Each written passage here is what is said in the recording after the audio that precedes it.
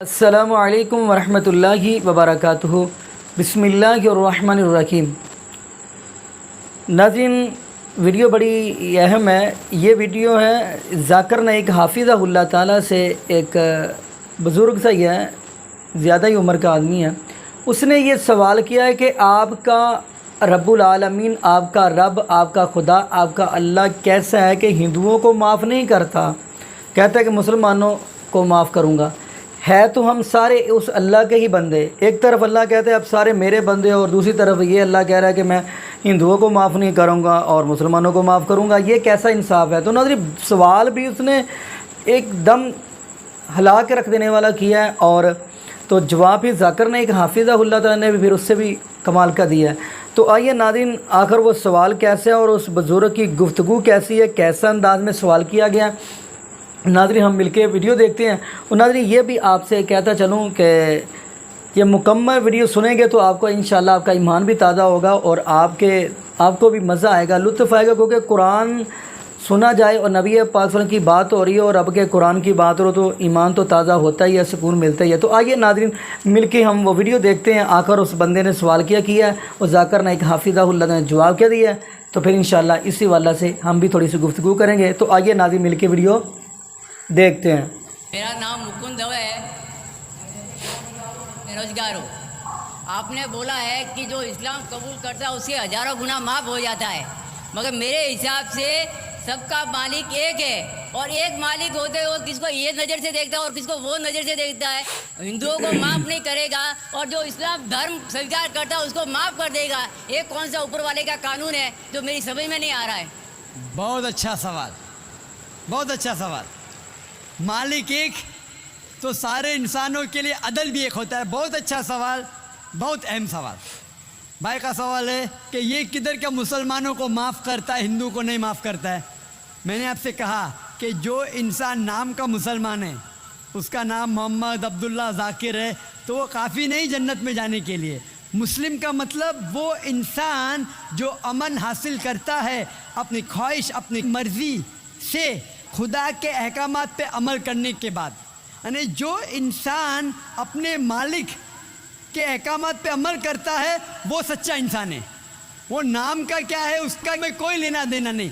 यहाँ मैं कह रहा हूँ कि जो इंसान अल्लाह के अलावा किसी के साथ शिर्क कर रहा था, आज शिर्क करना छोड़ दिया, आज उसके गुनाह माफ़ होंगे। चाहे कोई भी हो, आप भी अगर कहते कि मैं शिर्क करना छोड़ दूंगा, अल्लाह के अलावा किसी और की इबादत नहीं करूंगा, जो हिंदू मज़हब की किताब में लिखा है, और मैं मानूंगा आखिरी पैगंबर मोहम्मद सल्लल्लाहु अलैहि वसल्लम में, चाहे आप ईसाई है, चाहे आप हिंदू है, चाहे आप यहूदी है, आज आप अगर अपने मालिक का कहना मानेंगे तो आपका मालिक आपको माफ़ करेगा। लेकिन अगर आप कहेंगे मेरा मालिक एक, लेकिन मालिक का कहना नहीं मानेंगे तो मालिक कैसा माफ़ करेगा। मिसाल के तौर पे एक एग्ज़ामिनेशन होता है, टीचर सारे तालिबे इल्म के लिए बराबर है। टीचर एक साल के लिए सारे तालिबे इल्म, सारे स्टूडेंट्स को सिखाता है, बराबर। लेकिन एग्ज़ामिनेशन में जो टीचर पूरे साल भर सिखाता है, जो तालिबे इल्म वो टीचर के सिखाए मुताबिक एग्ज़ामिनेशन पेपर में लिखता है, वो पास हो जाएगा। जो तालिबे इल्म टीचर जो सिखाता है उसके खिलाफ काम करता है तो टीचर क्या उसको पास करेगा? चाहे वो हिंदू, मुस्लिम हो, ईसाई हो, जो टीचर सिखाता है उसके ऊपर वो तालिबे इल्म उसके मुताबिक इम्तिहान देता है, वो पास होगा। आपका मालिक, हमारा मालिक एक है। सारी किताबों में लिखा है, हिंदू मज़हब की किताब में, यहूद मज़हब की किताब में, ईसाई मज़हब की किताब में, इस्लाम मज़हब की किताब में, सिख मज़हब की किताब में, कि मालिक एक है। मालिक के अलावा किसी की इबादत नहीं करना चाहिए, खुदा के अलावा किसी की इबादत नहीं करना चाहिए। कल मैंने फरमाया था कि उस खुदा की कोई प्रतिमा नहीं, कोई अक्स नहीं, कोई फ़ोटोग्राफ नहीं, कोई पिक्चर नहीं, कोई बुत नहीं, कोई मूर्ति नहीं। फिर अगर आप मूर्ति देंगे तो आप मालिक का कहना नहीं मान रहे। तो अगर आप मालिक का कहना मानेंगे, आपका नाम कुछ भी हो, मोहन हो, कुछ भी हो, शंकर हो या अब्दुल्ला हो, अगर आप मालिक का कहना मानेंगे तो आप सचमुच उस मालिक के बंदे हैं। अगर आप मालिक का कहना मानेंगे تو آپ کے گناہ معاف ہو جائیں گے. تو یہ عربی میں کہہ رہا ہوں کہ مسلم تو لوگ کو یہ لفظ سے نفرت ہے. اگر نفرت ہے تو میں مسلم لفظ کو نکالتا ہوں. میں یہ کہتا ہوں جو بھی انسان اپنے مالک کا کہنا مانتا ہے اسے عربی میں کہتے ہیں مسلم. لیکن آپ کو مسلم شبد سے نفرت ہے، مسلم شبد کو نکال دو. میں یہ کہوں گا جو خدا کے احکامات پہ عمل کرتا ہے، خدا کے کلمات پہ عمل کرتا ہے، یہ مانتا ہے کہ خدا ایک ہے، اس کے علاوہ کسی کی پوجا نہیں کرنا چاہیے، وہ انسان کے گناہ وہ مالک معاف کریں گا. آپ اگر مانیں گے خدا ایک ہے، آپ مانتے خدا ایک ہے، آپ مانتے خدا کے علاوہ کسی اور کو پوجنا نہیں چاہیے، مانتے؟ ہاں کہ نہیں مانتے؟ آپ مانتے بت پرستی غلط ہے، آپ مانتے کہ مورتی پوجا غلط ہے، آپ مانتے کہ آخری پیغمبر محمد صلی اللہ علیہ وسلم ہے؟ نہیں مانتے. بولتے ہیں جیسے شیو شنکر کو پیغمبر بولتے ہیں، جیسے سائی بابا کو یہ سب جو پیغمبر ہو گئے، یہ ہر فرشتے ایسے ایسے آتے گئے. آپ نے میری 15 تاریخ کی تقریر سنی؟ میں نے نہیں سنا. محمد صلی اللہ علیہ وسلم کا ذکر مختلف مذہبی کتابوں میں. آپ کیسٹ لیجئے، میری تقریر ہے محمد صلی اللہ علیہ وسلم کا ذکر مختلف مذہبی کتابوں میں. اس میں نے ثابت کیا ہوں کہ مذہبی کتاب بدلنے کے باوجود سب مذہبی کتاب میں لکھا ہے کہ آخری پیغمبر آنے والے ہیں. اس آخری پیغمبر کا نام ہے محمد صلی اللہ علیہ وسلم. آپ ہندو مذہب سے تعلق رکھتے؟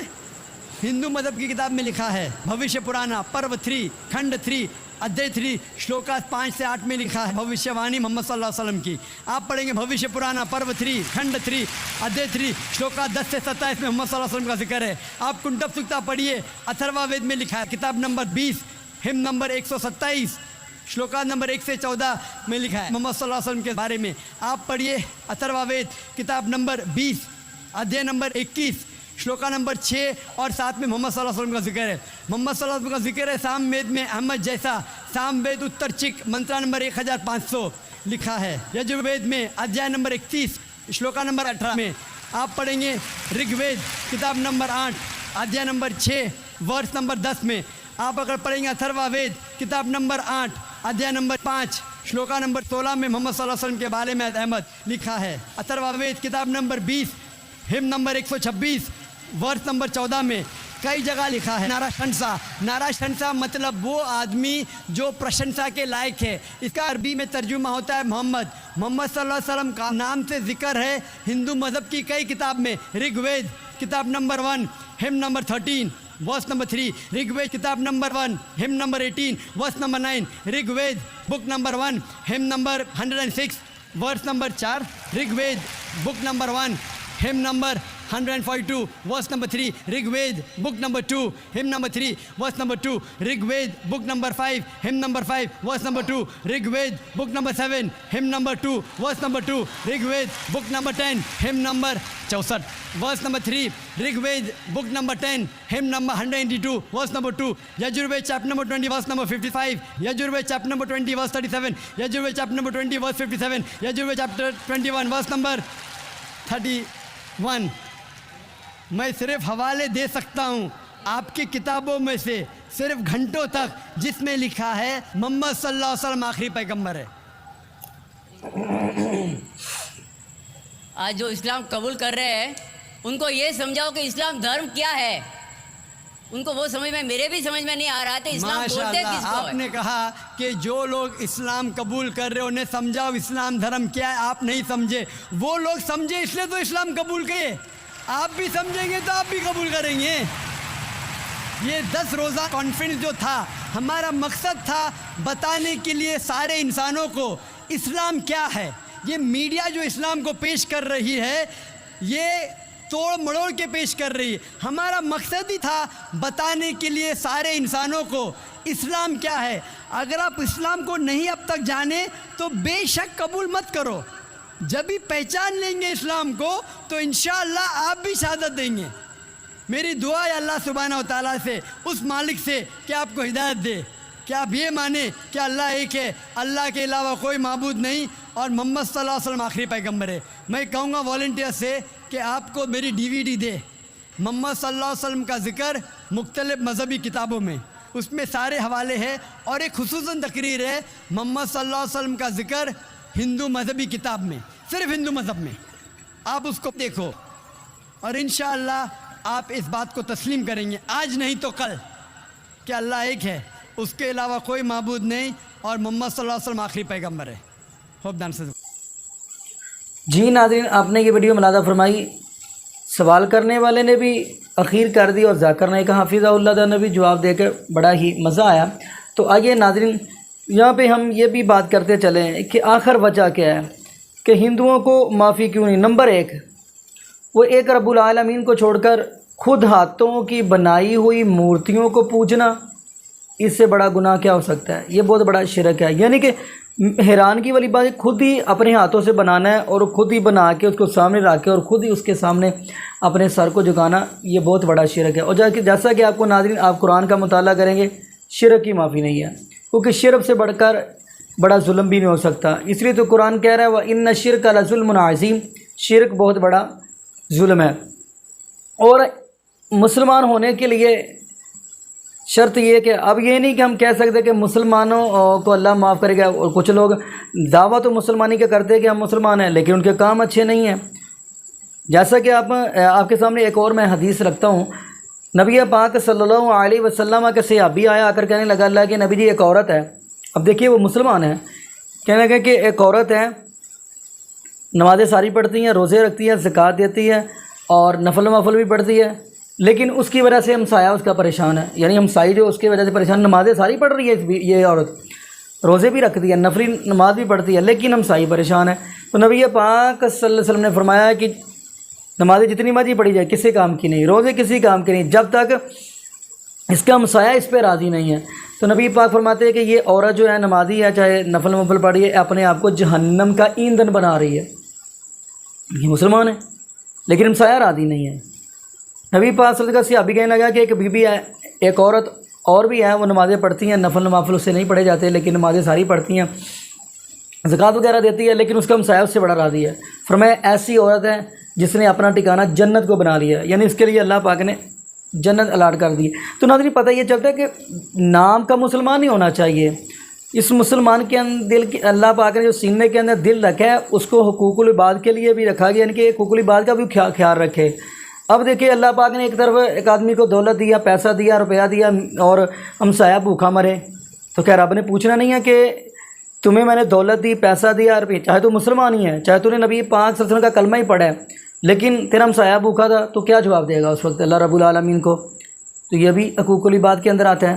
اب دیکھیں ناظرین، میں حیران ہوں اس چیز پہ بھی کہ اتنے سخت دل نہیں ہونے چاہیے کہ ہمسایہ بھوکا مار رہا ہے اور آپ انجوائے کر رہے ہو، یہ بھی پوچھا جائے گا چاہے یہ مسلمان ہے۔ تو ناظرین دوسرے نمبر پہ یہ بھی بات کرو، اب یہ ہندو ہیں، یہ مورتیاں کو پوجا چھوڑ دے، اللہ رب العالمین کی طرف آ جائیں، رب سے معافی مانگے، گناہوں کی معافی مانگے، تو انشاءاللہ اللہ پاک ان کو بھی معاف کر کے جنت دے دے گا۔ تو ناظرین پتہ یہ چلتا ہے کہ شرط یہ نہیں ہے، شرط یہ ہے کہ اللہ پاک دلوں کے بھید جانتا ہے، انہ علیم بذات الصدور، اور جس کے دل میں تقوی ہے، جس کے دل میں ڈر ہے، جس بندے کے دل میں ڈر ہے سمجھ لو وہی غریب کا خیال رکھے گا، جس کے بندے کے دل میں خوف ہے وہی مسکین کا خیال رکھے گا، جس کے دل میں اللہ کا ڈر ہوگا وہی حقوق العباد کا خیال رکھے گا، وہی نمازیں پڑھے گا، وہی زکوٰۃ دے گا، وہی صدقہ کرے گا۔ اور جس کے دل میں اللہ کا خوف نہیں ہوگا اس نے غریب و مسکینوں یتیموں کا کیا خیال رکھنا؟ جیسا کہ آپ دیکھو ملک پاکستان کے اندر مہنگائی عام ہو چکی ہے، لیکن جو امیر لوگ ہیں وہ کہتے ہیں ہم تو شرلے اڑائیں، ہم تو انجوائے کریں، غریب مرتا تو مر جائے۔ ایسا نہیں ہونا چاہیے۔ تو یہ بھی اللہ پاک نے مومن کا جو دل ہے اس کے دل میں یعنی تقوی ہونا ضروری ہے، جس کے دل میں تقوی ہے وہی کامیاب ہے، وہی سمجھ لیں واجبات لہ الجنہ، اس کے لیے جنت واجب ہے۔ تو ناظرین دعا کریں اللہ پاک ہمارے دل کے اندر تقوی کو پیدا کر دے، اور یہ بھی دعا کریں اللہ پاک ہمیں زندہ رکھے تو اسلام پہ، موت دے تو ایمان پہ۔ جزاکم اللہ خیرا، احسن الجزاء۔ السلام علیکم ورحمۃ اللہ وبرکاتہ۔